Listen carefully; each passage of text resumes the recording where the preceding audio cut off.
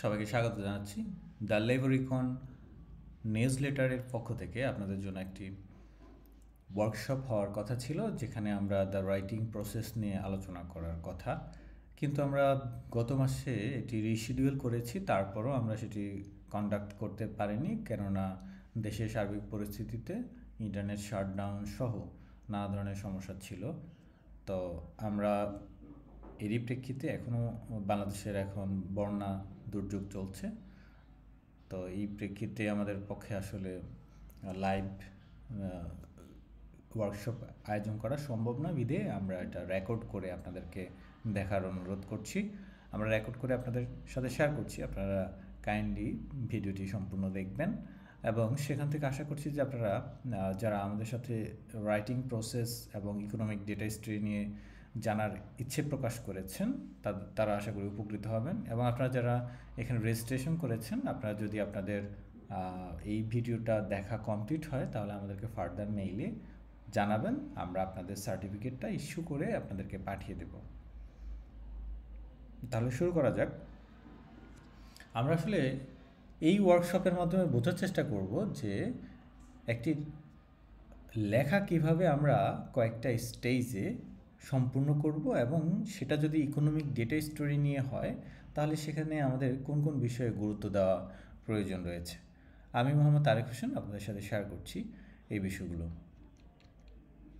আজকে আমরা শুরুতেই যেটি আপনাদের সাথে শেয়ার করতে চাই, যে একটা লেখা বা একটা আর্টিকেল একটা স্টোরি যখন আপনি লিখবেন তখন আপনাকে চারটা জিনিস মাথায় রাখতে হবে। প্রথমে আপনাকে প্ল্যানিং করতে হবে, দ্বিতীয়ত আপনাকে ড্রাফটিং করতে হবে, তৃতীয়ত আপনাকে রিভাইজিং করতে হবে, চতুর্থত আপনাকে এডিটিং করতে হবে। এই চারটা স্টেপে আমরা কোনো একটা ইকোনমিক স্টোরিকে কমপ্লিট করব। এখানে খেয়াল রাখা দরকার যে আমরা যখন কোনো কিছু লিখবো সেটার অ্যাপ্রোচটা কী সেটা আমাদের মাথায় রাখতে হবে। কোনো কিছু লেখার ক্ষেত্রে আমরা রাতারাতি কিন্তু এক্সপার্ট হয়ে যেতে পারবো না। কোনো একটা স্পেশালাইজড যদি লেখা হয় তাহলে সেটার জন্য আমাকে নিয়মিত প্র্যাকটিস করতে হবে। আর প্র্যাকটিস করতে করতে একসময় গিয়ে আমি বুঝে যাব যে ওই স্পেসিফিকেশানে আমাকে লেখাটা বা আমার স্টোরিটা কেমন হতে পারে। মানে আপনি যেমন নাকি একটা মোবাইল সেট যখন ইউজ করেন তখন সেটার একটা স্পেসিফিকেশান থাকে, একটা কনফিগারেশান থাকে। সেই কনফিগারেশান স্পেসিফিকেশানটা আপনার উপযোগী কি না সেটি আপনি আসলে পূর্ব থেকে ধারণা করে নেন, একটা প্রেডিকশন থাকে। যখন আপনি আবার ব্যবহার শুরু করেন তখন সেক্ষেত্রে আপনার আবার নতুন নতুন কিছু ইনফরমেশন আপনার কাছে আসে, কারণ তখন আপনি প্র্যাকটিক্যালি কাজটি করছেন, ব্যবহার করছেন। ঠিক তদ্রূপভাবে লেখার ক্ষেত্রেও পূর্বে যখন আমরা আপনাকে শেখাবো কোনো কিছু সম্পর্কে, আপনি যখন কোনো একটা থিওরি শুনবেন বা কারো কোনো ইনস্ট্রাকশান পাবেন, সেটা আপনাকে যেই জ্ঞান দেবে তার থেকে অনেক বেশি জ্ঞানের কিন্তু বাদ থেকে যাবে, অনেক বেশি জ্ঞানের প্রয়োজন থাকবে, যে জ্ঞানগুলো আপনি শুধুমাত্র যখন আপনি প্র্যাকটিস শুরু করবেন তখনই আপনি সেগুলো গেইন করতে পারবেন। এর আগে কিন্তু আপনি সেগুলো জানতে পারবেন না। তা কাজেই আপনাকে ফোকাস রাখতে হবে যে আপনি রাতারাতি কিন্তু এটাতে এক্সপার্ট হয়ে যাবেন না। তাই আপনাকে কিন্তু প্র্যাকটিস করে করে ইকোনমিক স্টোরি রাইটিং স্কিলটা ডেভেলপ করতে হবে। তাহলে আমাদের মাথায় রাখতে হবে যে আমরা কোনো কিছু যখন লেখার পরিকল্পনা করব আমাদের ধাপে ধাপে এগোতে হবে। এবং যেহেতু এখন ডিজিটালাইজেশনের যুগ, সেক্ষেত্রে আপনি যদি কোনো ডিজিটাল ডিভাইস ব্যবহার করে লিখে থাকেন, সাপোজ আপনি প্যাডে অথবা নোটবুকে হ্যান্ডরাইটিং করছেন না, আপনি চাচ্ছেন যে আপনি টাইপ করবেন, সেক্ষেত্রে আপনাকে কোন সফটওয়্যার ব্যবহার করবেন, সেখানে আপনি কোন সফটওয়্যার দিয়ে প্ল্যানিং করবেন আপনার ইকোনমিক স্টোরিটার জন্য, কোন সফটওয়্যার ব্যবহার করে ড্রাফটিং করবেন, আবার সেটা রিভাইজিং কিভাবে করবেন, সেখানে আপনি কি শুধুমাত্র আপনার সময়ের ব্যাপার স্যাপার আছে, আপনি ওই স্টোরিটাতে কতটুকু সময় দিতে পারবেন। যদি সময় কম দেন বা সময় দেওয়ার মতো সময় না থাকে আপনার, সেক্ষেত্রে আপনাকে হয়তো বা কোনো ধরনের টুলসের সাপোর্ট নেওয়া প্রয়োজন হতে পারে। তো এই বিষয়গুলো মাথায় রেখে আমাদেরকে কিন্তু কোনো একটা ইকোনমিক নিউজ স্টোরি হোক, ইকোনমিক স্টোরি হোক, অথবা কোনো একটা আর্টিকেল হোক, সেটি রাইটিংয়ের জন্য আমাদেরকে প্রিপারেশান নিতে হবে। এবং আপনি যদি প্রশ্ন করেন যে আপনি একটা সাকসেসফুল রাইটিং প্রসেস কিভাবে ডেভেলপ করবেন অথবা কিভাবে আয়ত্ত করবেন, তাহলে আপনাকে বলতে হয় যে আপনাকে এই চারটা স্টেপে আপনার পুরো প্রক্রিয়া বা ফুল প্রসেসকে ভাগ করে নিতে হবে। তাহলে আপনি কিন্তু সাকসেসফুল রাইটিং প্রসেস ডেভেলপ করতে পারবেন। এরপরে আসি আমরা যেটি নিয়ে কথা বলছিলাম সেটি হচ্ছে প্ল্যানিং। প্ল্যানিংটা সব ক্ষেত্রেই গুরুত্বপূর্ণ, রাইটিংয়ের ক্ষেত্রে বা ইকোনমিক নিউজ স্টোরির ক্ষেত্রেও অত্যন্ত বেশি গুরুত্বপূর্ণ। কেননা এই গুরুত্বপূর্ণ এই অর্থে যে এইখানে আপনি যাচ্ছে তাই লিখে ফেলতে পারবেন না। ইকোনমিক নিউজ স্টোরির ক্ষেত্রে আপনাকে বেসিক কিছু স্কিল আগ থেকেই ডেভেলপ করে রাখতে হবে এবং সেগুলো আপনার ব্যবহার করতে হবে আপনি যখন কোনো একটা আর্টিকেল নিয়ে বা কোনো একটা স্টোরি নিয়ে প্ল্যানিং করবেন। আর প্ল্যানিংটা হচ্ছে অনেকটা দৈনন্দিন জীবনে আপনি যে কোনো কাজের জন্য পূর্ব পরিকল্পনা করেন, কিন্তু প্ল্যানিংটার ক্ষেত্রেও অনেক ধরন আছে, যেমন অর্গানাইজড প্ল্যানিং আর আনঅর্গানাইজড প্ল্যানিং। দুটো কিন্তু একরকম হয় না। আনঅর্গানাইজড প্ল্যানিংটাও কিন্তু প্ল্যানিং, কিন্তু সেক্ষেত্রে হয়তোবা আপনার কাছে কোনো ধরনের সিকোয়েন্স থাকে না, আপনার কাছে কোনো ধরনের প্রসেস থাকে না। আপনি যে একটা মেথড ফলো করবেন, একটা প্রসেস, একটা সিকোয়েন্স ফলো করবেন, সেটা যদি না হয় তাহলে সেটা আনঅর্গানাইজড প্ল্যানিং। আর ইকোনমিক স্টোরি রাইটিংয়ের ক্ষেত্রে আপনাকে অর্গানাইজড প্ল্যানিং করতে হবে। সেক্ষেত্রে প্ল্যানিংয়ের সময় যেমন নাকি ধরেন আপনি কোনো একটা ইয়ারের, ফিসক্যাল ইয়ারের বাজেট নিয়ে কোনো একটা স্টোরি করবেন, তাহলে আপনাকে অবশ্যই বিগত সময়ের বাজেট সম্পর্কে আপনাকে ইনফরমেশান গ্যাদার করতে হবে। আপনি যদি সেটার কম্পারিশন করেন, যে বাংলাদেশের বাজেটের কম্পারিশন করবেন, কম্পারেটিভ হইলে আপনাকে হয়তো বা আপনার আশেপাশের দেশ অথবা যেই দেশের বাজেটের সাথে আপনার কম্পারিশন করার ইচ্ছা, সেই দেশের বাজেট সম্পর্কে আপনার ইনফরমেশান থাকা লাগবে। তাহলে এই ইনফরমেশান কালেক্ট করতে হলে আপনাকে বিভিন্ন সোর্সের সম্মুখীন হইতে হবে, বিভিন্ন ধরনের সোর্সের কাছে যেতে হবে, সেখান থেকে আপনার ইনফরমেশান ডেটাগুলা কালেক্ট করতে হবে।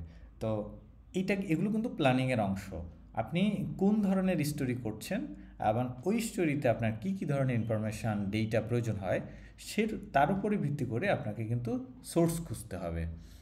এগুলো সবগুলোই প্ল্যানিংয়ের অংশ। এবং আপনি যখন ড্রাফটিং করবেন বা আপনি যখন কোনো কিছুর জন্য রিভাইজিং দিবেন, অথবা আপনার যদি কোনো ধরনের টেকনিক্যাল টুলসের প্রয়োজন হয়, এই সবগুলো আপনার সাহায্যে বা আপনার হাতের নাগালে আছে কি না সেটি আপনাকে প্ল্যানিংয়ের মধ্যে অন্তর্ভুক্ত করতে হবে, এবং সেগুলো যদি না থাকে তাহলে সেগুলো আপনাকে সরবরাহ করে নিতে হবে।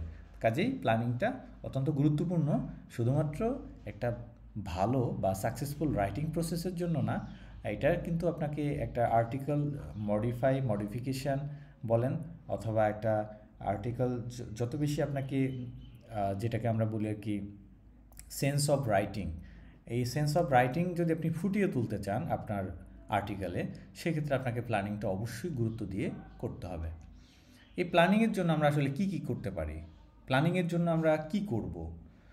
অনেকে অনেক ধরনের প্রসেসে এগিয়ে থাকেন, কিন্তু আমি এখানে আপনাদেরকে সাজেস্ট করব যে আপনারা কোনো বিষয় যদি লিখতে চান, তাহলে তার পূর্বে আপনারা একটা গ্রুপ ডিসকাশনসের আয়োজন করতে পারেন। হতে পারে সেটা আপনার ফ্রেন্ড সার্কেলদের সাথে, হতে পারে আপনার কলিগদের সাথে, হতে পারে আপনার নিকটস্থ যেই থাকুক না কেন, অথবা আপনি কোলাবোরেশন করতে পারেন ভার্চুয়ালি, অথবা আপনি কোনো ধরনের এক্সপার্টের সাথে আপনি কোলাবোরেশন করতে পারেন, কিন্তু আপনার ডিসকাশন করাটা ইম্পর্ট্যান্ট। কারণ আপনি যেই স্পেসিফিকেশনে আপনি যে রাইটিংটা নিয়ে এগোচ্ছেন, অথবা আপনার যে স্টোরিটা নিয়ে আপনি কাজ করবেন, ওই স্টোরিতে আপনার ডিসকাশনের ফলে আপনার প্ল্যানিংটা অনেক দূর এগিয়ে যাবে। অর্থাৎ আপনি বুঝতে পারবেন, হয়তো বা কেউ একজন আপনাকে ইনফরমেশন দিল যে আপনি চাইলে ডক্স ব্যবহার করেন, অথবা আপনি চাইলে ট্যাবলু ব্যবহার করেন, আপনার যে স্টোরি করছেন সেখানে আপনার হতে পারে ডেটা ভিজুয়ালাইজেশনের কাজ আছে, সেই কাজের জন্য উনি সাজেস্ট করলো আপনার স্টোরির উপরে ভিত্তি করে যে আপনি চাইলে ট্যাবলু ব্যবহার করতে পারেন বা পাওয়ার বিআই ব্যবহার করতে পারেন, অমুক সফটওয়্যারটা আপনার জন্য পারফেক্ট হবে ভিজুয়ালাইজেশনের জন্য, অথবা যে কোনো ধরনের ভিজুয়ালাইজেশনের জন্য ওই সফটওয়্যারটা পারফেক্ট হবে। তাহলে এই যে আপনি ডিসকাশনের মাধ্যমে বা গ্রুপ ডিসকাশনের মাধ্যমে আপনি কিছু ইনফরমেশান পাবেন যেগুলো আপনাকে প্ল্যানিং করতে সহায়তা করবে। এছাড়া আপনি লোনলি যেটা করতে পারেন আপনার, সেটা হতে পারে ব্রেন স্টর্মিং করতে পারেন। এবং এই ব্রেন স্টর্মিংয়ের জন্য যেটা আমরা সাজেস্ট করি সাধারণত, যে আপনি সবচেয়ে ভালো হয় যে হ্যান্ড রাইটিং করবেন, আপনি স্কেচিং করবেন আপনার ক্যানভাসে, মানে খাতার পাতায়, এটা সবচেয়ে ভালো। ডিজিটালি এটা না করাই উচিত। আমি মনে করি যে ব্রেন স্টর্মিংটা আপনি স্কেচিংয়ের মতো করে আপনার খাতায় করবেন। আপনি টপিক যদি হয় বাজেট, তাহলে বাজেট শব্দটাকে খাতার মধ্যে লিখে আপনি বাজেট নিয়ে যেই ধরনের স্টোরি করতে চাচ্ছেন সেই ধরনের স্টোরির জন্য কি কি কাজ করতে হবে, কি কি ইনফরমেশান লাগতে পারে, আর ইনফরমেশনগুলো সোর্স কি কি হতে পারে, এই সবগুলো আপনার ব্রেন স্টর্মিংয়ের মধ্যে চলে আসবে। এবং এই যে ব্রেন স্টর্মিংয়ের জন্য যে স্কেচিংটা করবেন, এই স্কেচিংটার পরেই আপনি সাথে সাথে আপনি একটা নোট লিখে ফেলবেন। এই নোট টেকিং স্কিলটাও আপনাকে কিন্তু আপনার স্টোরি সাজানোর জন্য বা স্টোরির কোন প্যারা বা কোন ইনফরমেশানটা আগে হবে, কোন ইনফরমেশানটা পরে হবে, এই সিকোয়েন্স আপনাকে কিন্তু দিয়ে দেবে। আর আপনি বুঝতে পারবেন যে একটা স্টোরিতে কোন ইনফরমেশানটার প্রায়োরিটি কতটুকু, এবং ওই ইনফরমেশানটা আমার কোন পাতায় বসবে, বা আমার যদি আর্টিকেল একটি যদি নিউজ আর্টিকেল হয় তাহলে নিউজ আর্টিকেলের ক্ষেত্রে সেটি কোন দিকে থাকবে, বডির কোন অংশে থাকবে, এই অথবা এটার ফ্লোটা কেমন হবে, অর্থাৎ আমি শুরুতে কি দিয়ে শুরু করছি, এরপরে আমি কি ইনফরমেশান দিচ্ছি, এরপরে কি দিচ্ছি, এরপরে আমি ফাইনালি ফিনিশিং করছি কিভাবে। এই বিষয়গুলো কিন্তু আপনার প্ল্যানিংকে অনেক সুন্দর করে তুলবে। তাহলে নোট টেকিংটা ইম্পর্টেন্ট। দেন হচ্ছে রিসার্চিং হচ্ছে আপনার যখন ব্রেন স্টর্মিং করে ফেলবেন, নোট টেকিং করে ফেলবেন, এরপরে আপনাকে রিসার্চ করতে হবে, রিসোর্স করতে হবে। এই বিষয়গুলো দিয়েই আমরা মূলত আমাদের প্ল্যানিংটা শুরু করব। প্ল্যানিংটা আসলে রেফার করা হয় যে প্রি রাইটিং প্রিপারেশন, এটাকে আমরা প্ল্যানিং হিসেবে ধরতে পারি। আপনার লেখার পূর্বে যেই প্রিপারেশনগুলো নেবেন সবগুলো প্রি রাইটিংয়ের মধ্যে পড়ে যায়। প্ল্যানিং প্রসেসে আপনি যদি আরও স্পেশালাইজেশন করতে চান, আরও বেশি স্পেসিফিক করতে চান, তাহলে আপনাকে একটা প্রসেস মেনটেন করতে হতে পারে। যেমন আপনি একটা টপিক সিলেক্ট করলেন এবং ওই টপিকটার কিছু রিকোয়ারমেন্ট নিশ্চয়ই থাকবে, এবং সেটার জন্য আপনি আলাদা আলাদা করে টপিকটাকে কতগুলো খণ্ডে খণ্ডে ভাগ করে ফেলবেন এবং সেগুলোর জন্য এক একটা টাস্ক হিসেবে নিয়ে নেবেন। যে আপনার সেটা যদি কোনো একটা বাজেট টপিক হয় তাহলে 1 নাম্বার টাস্ক কী হবে, 2 নাম্বার টাস্ক কী হবে, 3 নাম্বার টাস্ক কী হবে। 1 নাম্বার টাস্ক হতে পারে আপনি প্রিভিয়াস ইয়ারের ফিসক্যাল ইয়ার দেখতে পারেন। 2 নাম্বার টাস্ক হতে পারে সেই ফিসক্যাল ইয়ার নিয়ে যে অ্যানালাইসিসগুলো আছে সেগুলো আপনি কালেক্ট করতে পারেন। 3 নাম্বার টাস্ক হতে পারে আপনি এরপরে হতে পারে আপনি যে কী করবেন, আপনি আপনার অপিনিয়নটা ওখানের মধ্যে 2-1টা পয়েন্টে টুকে রাখতে পারেন। এইভাবে আপনি আপনার টপিক চুজ করার পর সেগুলোকে কতগুলো আলাদা আলাদা প্যারামিটার দিয়ে রিকোয়ারমেন্ট দিয়ে সাজাতে পারেন টাস্ক আকারে। এরপরে আপনি যেটি করতে পারেন প্ল্যানিং প্রসেসে, আপনি আপনার পয়েন্টটাকে ক্লারিফাই করতে পারেন। ওই যে আপনি অপিনিয়ন পয়েন্ট নিয়েছেন অথবা আপনি যে ব্রিফ দিচ্ছেন সেখানে আপনি ক্লারিফাই করতে পারেন আপনার আর্গুমেন্ট কোথায়, আপনার ফোকাস কোথায়। যে প্রিভিয়াস ইয়ারের ফিসক্যাল ইয়ারের কম্পারিজন অ্যানালাইসিস এইভাবে ছিল, বাট এই যে কারেন্ট ইয়ার যেটা, সেখানে আপনার এই ফিসক্যাল ইয়ারে আপনার আর্গুমেন্ট কোথায়, আপনার পয়েন্ট অফ ভিউ কী, আপনি কোথায় ফোকাস করতে চাচ্ছেন, আপনি কি কম্পারিশন দেখাতে চাচ্ছেন, সেটি আপনি পয়েন্ট আউট করতে পারেন। এরপর আপনাকে যেটি করতে হতে পারে সেটা হচ্ছে আপনি পারপোজ বের করবেন, আপনার কনটেক্সট কী, আপনার অডিয়েন্স কে, আপনি যে স্টোরিটা লিখছেন, আপনি যে আর্টিকেলটা লিখছেন এটার অডিয়েন্স কারা হবে, তাদেরকে উদ্দেশ্য করে কিন্তু আপনার স্টোরিটা সাজাতে হবে। সেই পারপোজে কিন্তু আপনাকে ওই স্টোরিটা ফাইনালাইজ করার জন্য এগিয়ে যেতে হবে। এরপর আপনাকে করতে হবে অর্গানাইজ করতে হবে আপনার যে কন্টেন্টগুলো আছে, যেগুলো আপনি ওই যে টাস্ক বেসড আলাদা আলাদা করে রেখেছেন সে সবগুলোকে একসাথে করতে হবে। এটা আপনার প্ল্যানিং প্রসেসের অত্যন্ত গুরুত্বপূর্ণ একটা বিষয় যে আপনাকে অর্গানাইজ করতে হবে আপনার কন্টেন্টগুলোকে এবং ক্লিয়ারলি ক্যাটাগরাইজ করতে পারতে হবে, যাতে করে আপনার স্টোরিটাকে আপনি এক বাক্যে এক শব্দে ক্যাটাগরিতে ফেলে দিতে পারেন। সেটা কি মানে ফিসক্যাল ইয়ারের কম্পারিশন, অথবা সেটা কি কোনো ফিসক্যাল ইয়ারের কোনো ধরনের সাব ডিভিশন নিয়ে আলোচনা করছেন, সেটা কি ন্যাশনাল রেভিনিউর মধ্যে পড়ে, সেটা কি ন্যাশনাল ইকোনমিতে পড়ে, সেটা কি হেলথ ইকোনমিতে পড়ে, সেটা কি পাবলিক সার্ভিসের মধ্যে পড়ে নাকি এডুকেশনের মধ্যে পড়ে, স্পেসিফিক ক্যাটাগরিতে নিয়ে যেতে পারতে হবে। এবং সেটা যদি আপনার অনেকগুলো ক্যাটাগরি সমন্বিত হয় তাও আপনাকে ক্লিয়ার করতে হবে, অর্থাৎ আপনাকে এই বিষয়টাও ক্লারিফাই করতে হবে।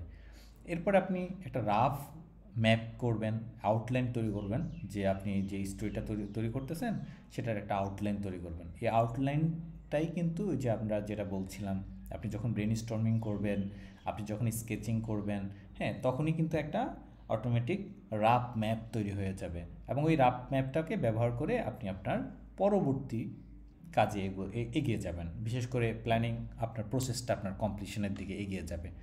এরপরে এসে আমরা একেবারে সর্বশেষ যেটা করব সেটা হচ্ছে আপনাকে পার্সপেক্টিভ খুঁজে বের করতে হবে এবং সিমিলার যে আইডিয়াগুলো পেয়েছেন আপনি এটাকে আপনি ভিন্ন ওয়েতে ভিন্ন পার্সপেক্টিভে এক্সপ্রেস করতে হবে। আপনি যে নিউজ স্টোরি অথবা আপনি যে আর্টিকেলটা নিয়ে কাজ করছেন সেটার সিমিলার আইডিয়াসগুলোকে আপনাকে বের করতে হবে এবং এটাকে ডিফারেন্ট ওয়েতে এক্সপ্রেস করতে হবে, পার্সপেক্টিভ খুঁজে বের করতে হবে। ডিফারেন্ট ওয়েতে মানে কি হতে পারে, যেমন আমাদের বর্তমান যেমন এখন একটা সিচুয়েশন চলছে সেটা হচ্ছে ব্লাড ম্যারুন পিপল নিয়ে আর্টিকেল হচ্ছে, নিউজ হচ্ছে।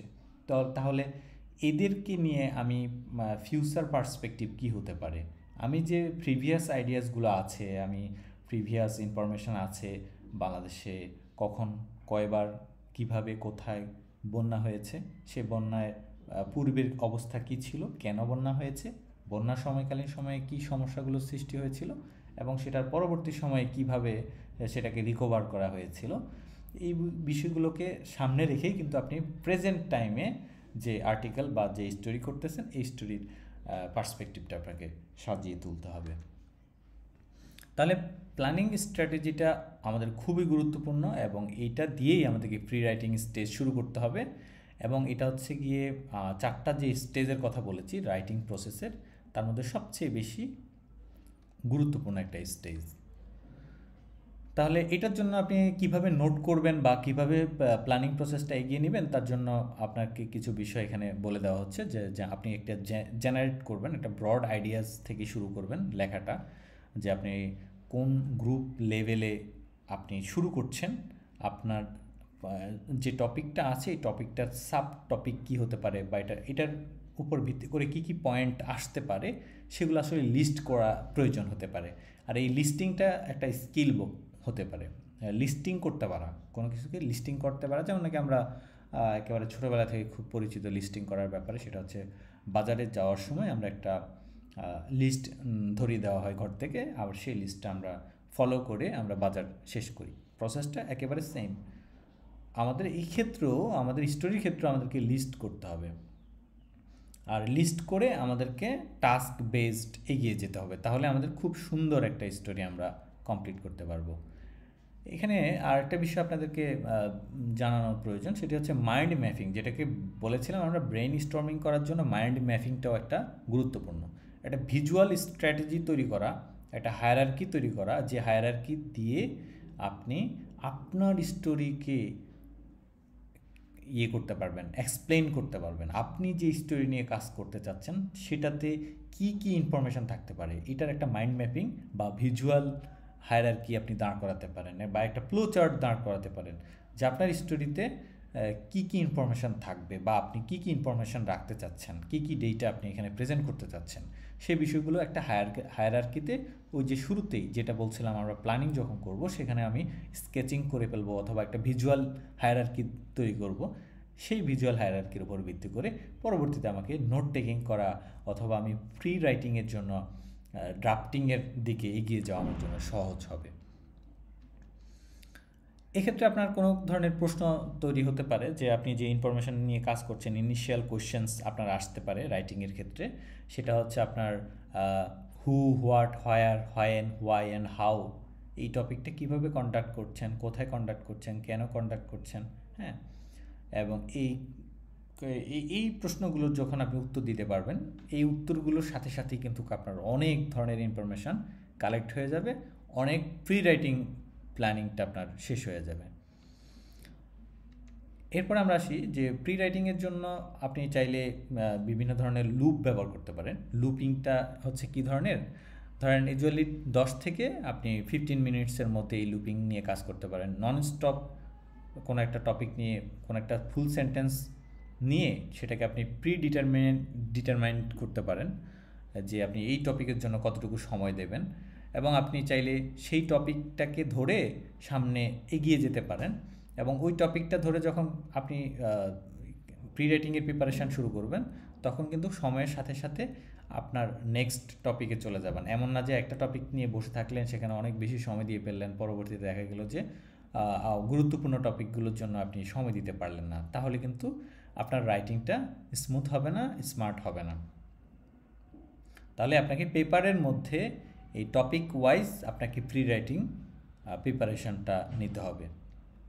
এরপর আসি আমরা ড্রাফটিং। আমাদের যখন আমরা পরিকল্পনা করে ফেলেছি, আমরা যখন প্ল্যানিংটা আমাদের কমপ্লিট হয়ে গেল, প্ল্যানিংয়ের মধ্যে আমাদের অনেকগুলো বিষয় ছিল। আমরা প্রি রাইটিং করেছি, লুপিং করেছি, আমরা লিস্টিং করেছি, মাইন্ড ম্যাপিং করেছি, তারপর ব্রেন স্টর্মিং করেছি, গ্রুপ ডিসকাশন করেছি।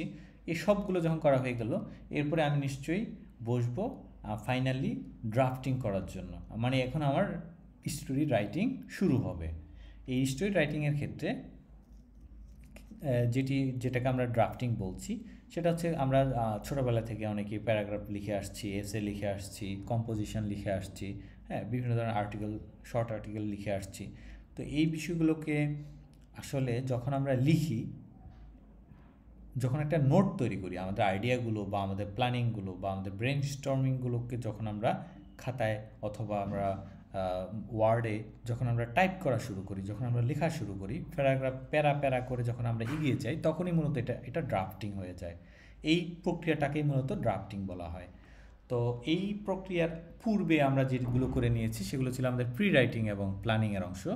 কিন্তু আমরা যখন ড্রাফটিং শুরু করব, তখন আমাদেরকে একেবারে ওই যে আমার যে প্ল্যানিং ছিল, প্ল্যানিংয়ের উপরে ভিত্তি করে আমি উইদাউট প্লাজিয়ারিজম, উইদাউট কোনো ধরনের কপি পেস্টিং ছাড়াই কিন্তু আমি নিজ থেকে কিছু একটা জিনিস লিখতে পারবো। এটা হবে একেবারে আমার নিজের তৈরি, ওন ক্রিয়েশন। এটাতে কোনো ধরনের কপি পেস্ট থাকবে না, কেননা আমি তো পূর্বে যে রিপোর্ট দিয়েছি সেই রিপোর্টের জন্যই কিন্তু এখন আমি যেটা শুরু করব, রাইটিং প্রসেসে যাব, তখন এই ড্রাফটটা হবে উইদাউট প্লাজিয়ারিজম, উইদাউট কপি পেস্টিং। এটা আমাদের মাথায় রাখতে হবে, এটা ইম্পর্ট্যান্ট। যেহেতু বর্তমান সময়ে অনেক বেশি আর্টিফিশিয়াল ইন্টেলিজেন্সের ব্যবহার হয় লেখিতে, সেক্ষেত্রে মেশিন রাইটিং সবসময় বোঝা যায়, মেশিন রাইটিং আর হিউম্যান রাইটিং, মেশিন রাইটিংয়ের মধ্যে অনেক ডিফারেন্স আছে। যারা এইগুলো নিয়ে কাজ করেন, রাইটিং নিয়ে বা স্টোরি টেলার হিসেবে কাজ করেন বা স্টোরি রাইটিং নিয়ে কাজ করেন, তারা সর্বদাই কিন্তু এটা বুঝতে পারেন যে কোনটা মেশিন রাইটিং আর কোনটা হচ্ছে human writing. So human writing আমরা যেটা আলোচনা করছি সেটা হিউম্যান রাইটিং। এটাতে আমরা প্র্যাকটিস করব এবং শিখব, যাতে করে আমাদের আর্টিকেল স্টোরিগুলো অনেক বেশি সুন্দর হয় এবং বোধগম্য হয়। ড্রাফটিং প্রসেসের ক্ষেত্রে কয়েকটা জিনিস মাথায় রাখতে হবে যেগুলো করা যাবে না।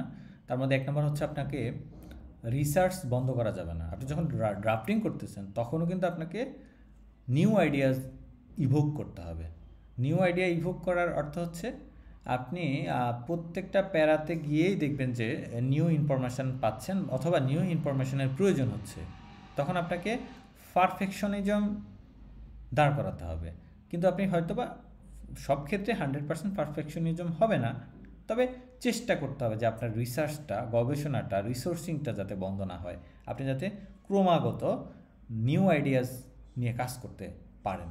এবং আপনাকে যেটি অ্যাভয়েড করতে হবে, মিনিট ডিটেলস, মানে কোনো কিছু পে অ্যাটেনশন করলেন, ছোটোখাটো কোনো বিষয় নিয়ে আপনি স্পেলিং, তারপরে গ্রামার, এগুলো নিয়ে যদি আপনি বেশিরভাগ সময় দিয়ে দেন, তাহলে কিন্তু আপনার রাইটিংয়ের যে পলিশড ব্যাপার স্যাপার সেটা আসবে না।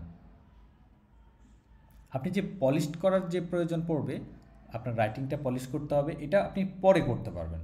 বাট আপনি যখন ড্রাফটিং করতেছেন তখন আপনাকে স্পেলিং নিয়ে, গ্রামার নিয়ে, এগুলো নিয়ে এত বেশি আপনাকে অ্যাটেনশন দিতে হবে না। আপনি এই মুহূর্তে ড্রাফটিংয়ের সময়টাতে গ্রামার, স্পেলিং এটা নিয়ে না ভেবে আপনি শুধুমাত্র আপনার ইনফরমেশান ডেটা নিয়ে চিন্তা করবেন। পলিশিংটা আপনি পরেও করতে পারবেন। এরপর আপনাকে যেটা করতে হবে সেটা মেস করতে হবে।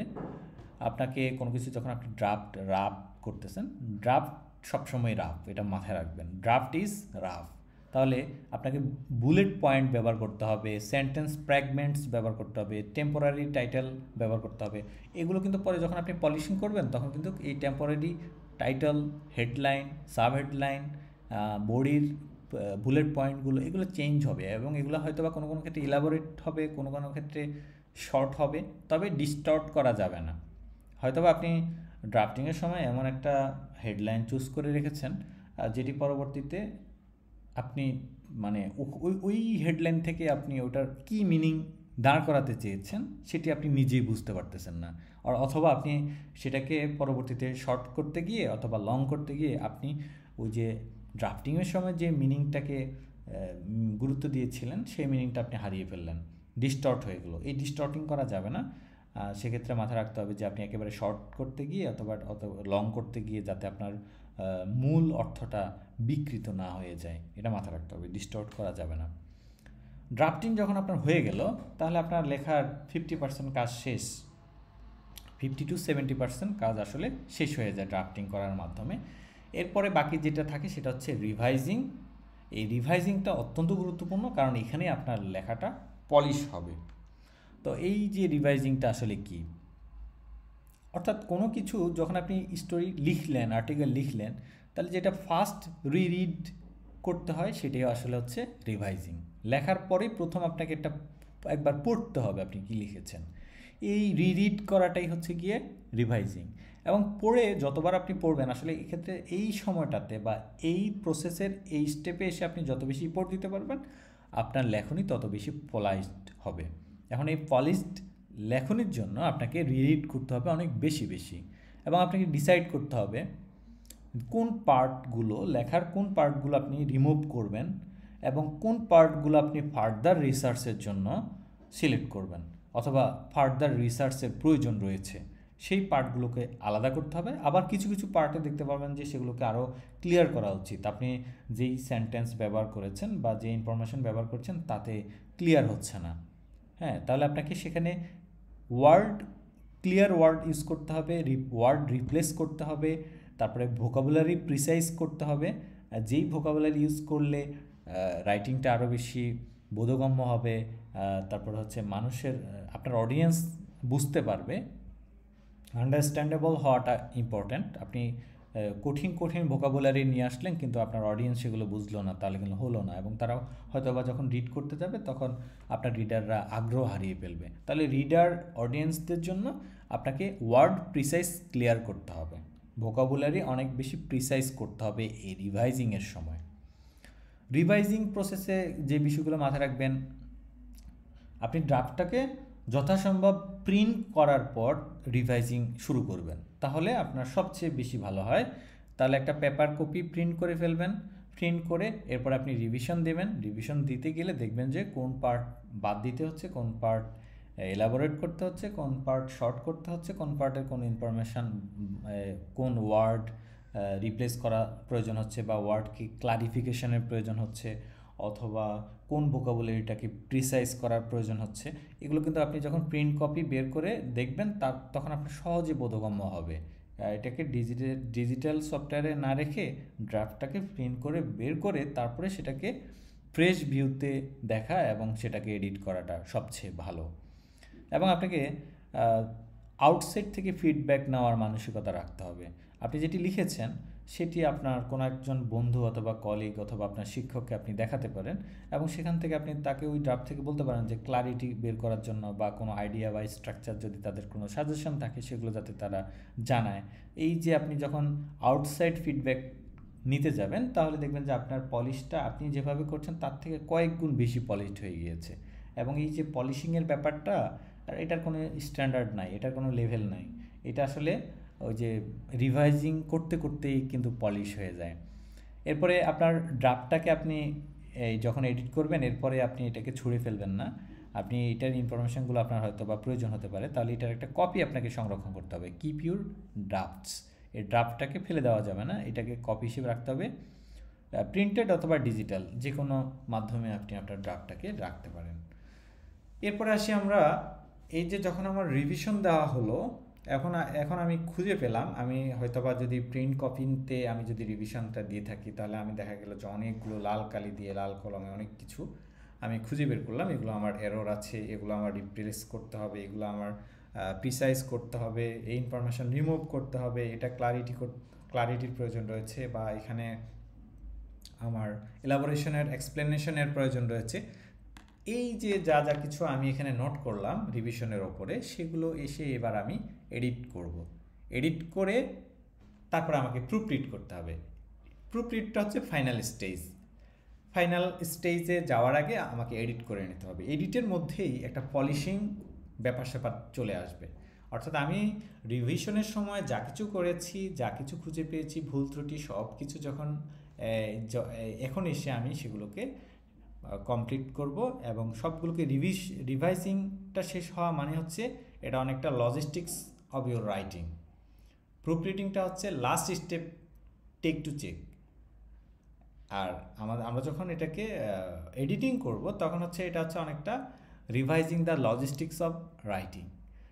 রাইটিংয়ের ক্ষেত্রে এখন আমার কোনো ধরনের খুচরা খাচরি, কোনো ধরনের ভুল ত্রুটি আছে কি না সেটাও কিন্তু এই এডিটিংয়ের সময় বের হয়ে যাবে। এখানে গ্রামাটিক্যাল চেক হয়ে যাবে, এখানে ফ্যাক্ট চেক হবে, এখানে সোর্স চেক হবে, এখানে স্পেলিং চেক হবে, এখানে একেবারেই একটা পলিশিং ফাইনাল স্টেজে এসে যা হয় তাই হবে।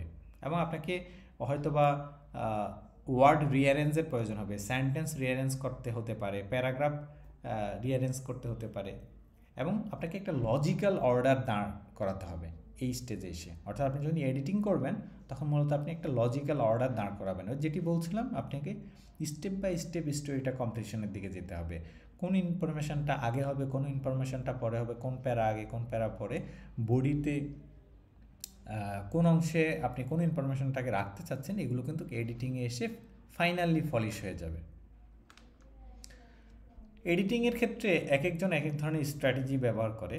আপনি চাইলে আপনি যখন প্র্যাকটিস করা শুরু করবেন, কয়েকবার যখন কয়েকটা স্টোরি নিয়ে কাজ করবেন, তাহলে আপনি কিন্তু এই স্ট্র্যাটেজিতে অভ্যস্ত হয়ে যাবেন এবং আপনার নিজস্ব স্ট্র্যাটেজি দাঁড় করানোটাই সবচেয়ে বেস্ট। এই স্ট্র্যাটেজিগুলোর মধ্যে ইম্পর্টেন্ট হচ্ছে যেমন কন্টেন্ট, স্ট্রাকচার এবং প্যারাগ্রাফ, এগুলোকে ফলো করা। আপনি কিছু প্রশ্ন তৈরি করবেন নিজে যে have I understand the task requirement. আপনি কি ওই যে যখন প্ল্যানিং করছিলেন সেই তখনকার টাস্কগুলো কি আপনি বুঝতে পেরেছেন? রিকোয়ারমেন্ট হিসেবে যে টাস্কগুলো ছিল, আপনার all parts of question address করা হয়েছে? আপনার ইনফরমেশন কি আপনি রেলিভেন্টলি প্রোভাইড করতে পেরেছেন? আপনার ইনফরমেশন কি মিসিং হয়েছে? এই বিষয়গুলো কন্টেন্টের ক্ষেত্রে যখন আপনি দেখবেন তখন আপনার এডিটিংটা অত্যন্ত সুন্দর হবে। এবং আপনার স্ট্রাকচারের ব্যাপারে যে কোয়েশ্চেনগুলো আপনার মনে হতে পারে যে আপনি ইন্ট্রোডাকশন এবং কনক্লুশনটা ক্লিয়ার করেছেন কিনা, এই দুটো জিনিস ক্লিয়ার করলে আপনার স্ট্রাকচার অনেকখানি স্মুথ হয়ে যাবে, পলিশ হয়ে যাবে।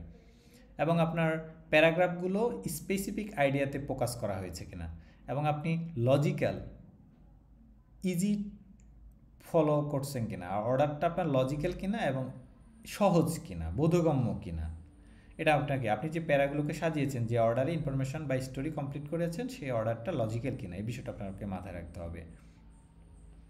এখানে কোন ধরনের প্যারাগ্রাফগুলোর মধ্যে কোন ধরনের ক্লিয়ার ট্রানজিশন আছে কিনা, এবং ক্লিয়ার ট্রানজিশন যদি না থাকে তাহলে ওই স্টোরিটা রিডার যখন রিড করবে তখন তার কাছে ভালো নাও লাগতে পারে। একটা প্যারা পড়ে সে সেকেন্ড প্যারাতে গেল, ফার্স্ট প্যারা বা প্রিভিয়াস প্যারার সাথে সে কোনো কানেকশন পেল না, কোনো ট্রানজিশন নাই, তাহলে কিন্তু হবে না। তাহলে কি যে অ্যাটেনশনটা হারিয়ে ফেলবে রিডার, তার অ্যাটেনশন হারিয়ে ফেলবে এবং সে পুরো স্টোরি পড়েও সে কোনো ধরনের মানে তার কাছে কোনো ধরনের সামারি থাকবে না।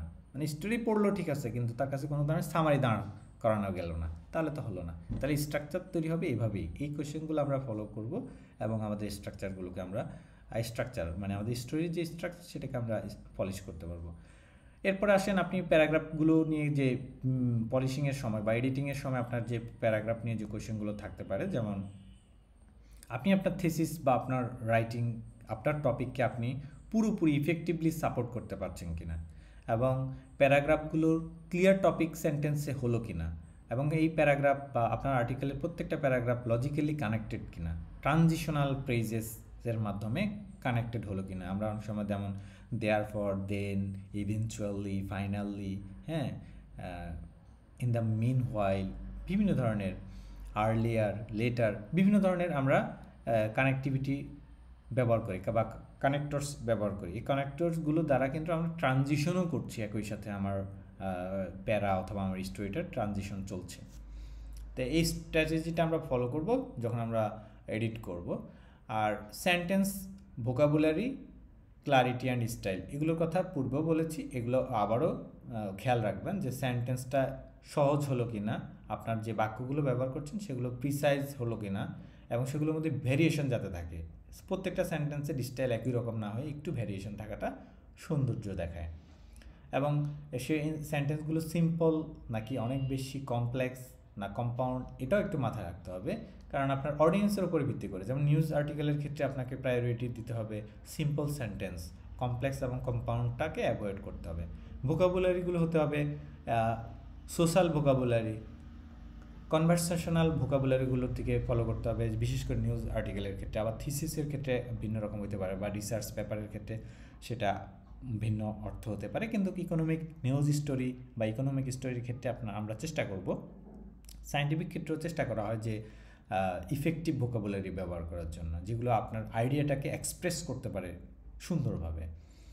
এবং আপনাকে একটা স্টাইল ফলো করতে হবে, ফরম্যাট ফলো করতে হবে। যেমন রাইটিংয়ের মধ্যে একটা কোহিরেন্স থাকতে হবে, অ্যাপ্রোপ্রিয়েট অডিয়েন্সের জন্য আপনাকে অ্যাপ্রোপ্রিয়েট টোন ব্যবহার করতে হবে।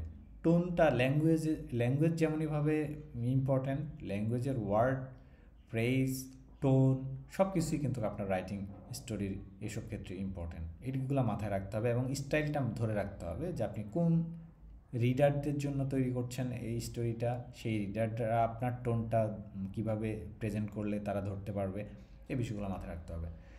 এবং আপনাকে এডিটিংয়ের সময় অবশ্যই গুরুত্ব দিতে হবে, যেটা ড্রাফটিংয়ের সময় যেটা খুব একটা প্রয়োজন ছিল না, কিন্তু এডিটিংয়ের সময় অবশ্যই স্পেলিং এবং গ্রামার চেক কেয়ারফুলি আপনাকে দেখতে হবে, এবং এটা ম্যানুয়ালি চেক করতে হবে। এবং ডিজিটাল স্পেলিং চেকার দিয়ে চেক করার বিষয়টা মাথায় রাখবেন না। অবশ্যই আপনার সেই পরিমাণ স্কিল থাকা লাগবে যে আপনি এই ম্যানুয়ালি আপনার স্পেলিং এবং গ্রামার যাতে আপনি চেক করতে পারেন, গ্রামার চেক দিয়ে যাতে গ্রামারলি ইউজ করে যাতে চেক করতে না হয়। এবং আপনাকে ডিফারেন্ট পাংচুয়েশন কারেক্টলি ব্যবহার করতে হবে, ভিন্ন ভিন্ন, যেমন quotation, comma, colon, long hyphen, short hyphen, semicolon, এগুলোর ব্যবহারটাকে আপনি যথাযথভাবে করছেন কি না, এটা কিন্তু আপনাকে অবশ্যই এডিটিংয়ের সময় চেক করতে হবে। এবং ভার্ব এগ্রিমেন্ট, প্রোনাউন, এগুলোর ক্ষেত্রে আপনার সেন্টেন্সের খেয়াল রাখতে হবে যে এখানে আপনি রিপোর্টেড স্পিচ যদি দিয়ে থাকেন সেটার কোথায় কি ব্যবহার করছেন, কোথায় সাবজেক্ট ভার্ব এগ্রিমেন্টটা ঠিক আছে কিনা, কোনো ধরনের এরর আছে কিনা, এগুলো আপনাকে খেয়াল রাখতে হবে। এছাড়া আপনাকে যেটি খেয়াল রাখতে হবে সেটি হচ্ছে আপনাকে কমার ব্যবহারটা সঠিকভাবে সঠিক জায়গায় যদি না হয় সেক্ষেত্রে সেন্টেন্সের মিনিংটা কিন্তু চেঞ্জ হয়ে যায়। কাজেই স্পেলিং গ্রামার চেকের সময় এই পাংচুয়েশনের মধ্যে কমার ব্যবহারটা অবশ্যই গুরুত্ব দিয়ে চেক করতে হবে। এবং কমন এরর যেগুলো হয় সেগুলো আপনার ব্যক্তিগতভাবে, এটা আপনাকে আরেকজন বলতে পারবে না। কমন এররটা হচ্ছে কি আপনি নিজেই জানবেন যে আপনার নিজের সাধারণত লেখার ক্ষেত্রে কি কি কমন এরর হয়, এই কমন এররগুলো নিজে ফাইন্ড আউট করতে হবে এবং ওগুলোর ব্যাপারে খুব সচেতন থাকতে হবে, কারণ সেটা আপনি জানেন। যেমন দেখা গেছে অনেকের ক্যাপিটালাইজেশনের সমস্যা হয়, যে নাউন প্রোনাউনের ক্ষেত্রে, প্রপার নাউনের ক্ষেত্রে ক্যাপিটালাইজেশনের গিয়ে ঝামেলা পাকায়, তাহলে তাকে অবশ্যই মাথায় রাখতে হবে এবং ওই জিনিসগুলো খুঁজে বের করে বারবার চেক করতে হবে এডিটিংয়ের সময় যে তার পাংচুয়েশন বা ক্যাপিটালাইজেশনটা ঠিক আছে কিনা। এরপরে হচ্ছে আপনার ফিনিশ আপ করতে হবে, আপনি যে লেখা লিখলেন সেটার ফিনিশ আপ হয়ে গেল, দেন হচ্ছে আপনার পাবলিকেশনের জন্য বা যেখানে আপনি সেটাকে প্রেজেন্ট করতে চাচ্ছেন বা পাবলিশ করতে চাচ্ছেন সেখানের জন্য উপযুক্ত হয়ে গেল। এডিটিং কমপ্লিট, ফাইনালি আপনি একটি সুন্দর লেখা উপহার দিলেন। তা news story, economic news story অথবা আর্টিকেল রাইটিংয়ের ক্ষেত্রে আমি মনে করি যে আপনারা এই প্রসেসগুলো যদি মেনটেন করে নেন তাহলে আপনারা খুব ভালো লিখতে পারবেন এবং খুব ভালো স্টোরি টেলার, স্টোরি রাইটার হিসেবে নিজেদেরকে তুলে ধরতে পারবেন। আজকে এই পর্যন্ত, সবাই ভালো থাকবেন, ধন্যবাদ সবাইকে।